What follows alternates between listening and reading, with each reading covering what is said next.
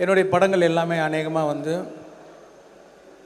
இப்படி நடந்தால் எப்படி இருக்கும் அப்படிங்கிறது தான் most of my films concept.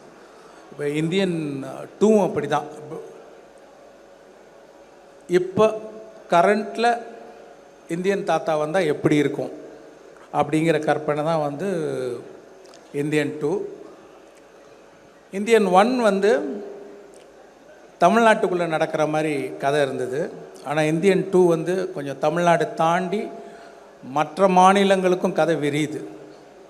So அதை நீங்கள் ட்ரைலர்லேயே பார்த்துருப்பீங்க. இந்த படத்தை பொறுத்த வரைக்கும் நிறைய கதாபாத்திரங்கள் இருக்குது இந்த படத்தில்.